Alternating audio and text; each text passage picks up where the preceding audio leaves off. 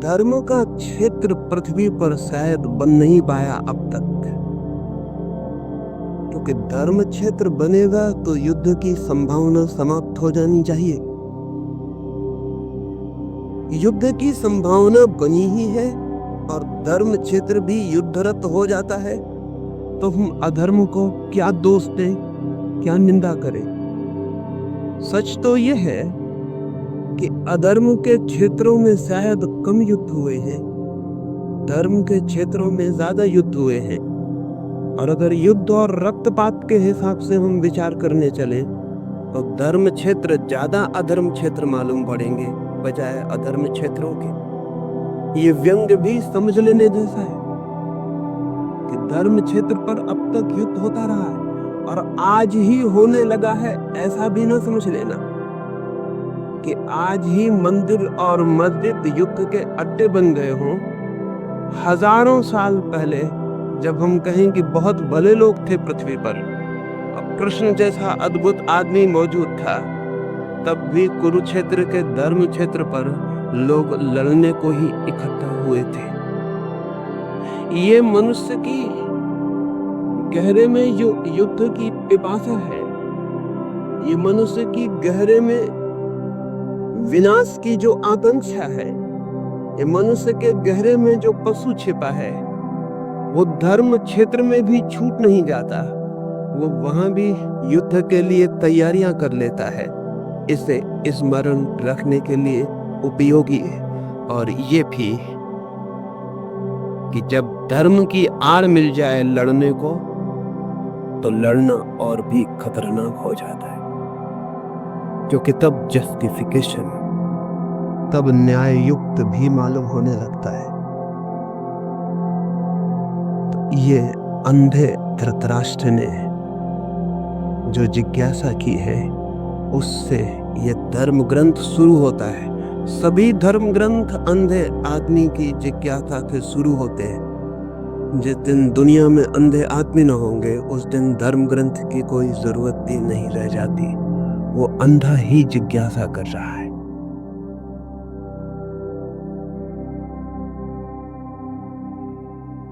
राष्ट्र को युद्ध का रिपोर्टाज निवेदित करने वाले अंध धृतराष्ट्र को युद्ध का रिपोर्टाज निवेदित करने वाले संजय की गीता में क्या भूमिका है? संजय क्या क्लेयरवॉयंस, दूरदृष्टि या क्लेयरऑडियंस, दूर श्रवण की शक्ति रखता था? संजय की चित्त शक्ति की गंगोत्री कहाँ पर है? वो स्वयंभू भी हो सकती है। संजय पर निरंतर संदेह उठता रहा है, स्वाभाविक है। संजय बहुत दूर बैठकर कुरुक्षेत्र में क्या हो रहा है उसकी खबर धृतराष्ट्र को देता है।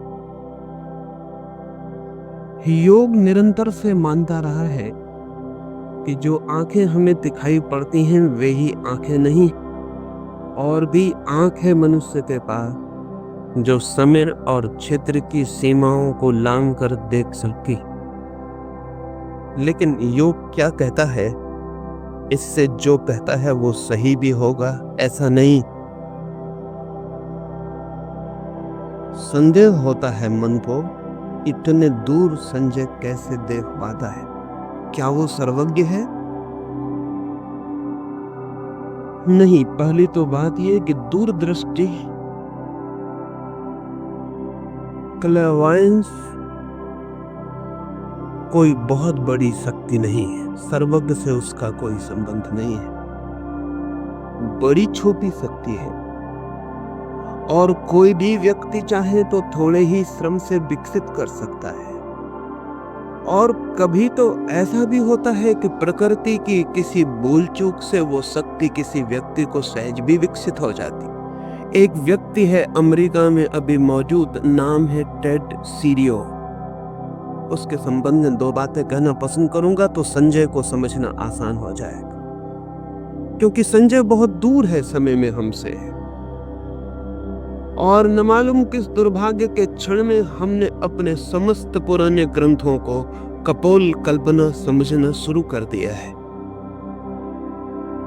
इसलिए संजय को छोड़े, अमेरिका में आज जिंदा आदमी है एक टेड सीरियो, जो कि कितने ही हजार मील की दूर पर कुछ भी देखने में समर्थ है। न केवल देखने में, बल्कि उसकी आंख उस चित्र को पकड़ने में भी समर्थ है। हम यहाँ बैठकर ये जो चर्चा कर रहे हैं, न्यूयॉर्क में बैठा हुआ टेड सीरियो अगर कहा जाए कि अहमदाबाद में इस मैदान पर क्या हो रहा है, तो वो 5 मिनट आंख बंद करके बैठा रहेगा, फिर आंख खोलेगा और उसकी आंख में आप सबकी बैठी हुई तस्वीर उसकी आंख में दूसरे देख सकते, और उसकी आंख में जो तस्वीर बन रही उसका कैमरा फोटो की ले सकता है। हजारों फोटो में लिए गए हैं, हजारों चित्र लिए गए हैं, और टेड सीरियो की आंख कितनी ही दूरी पर किसी भी तरह के चित्र को पकड़ने में समर्थ है।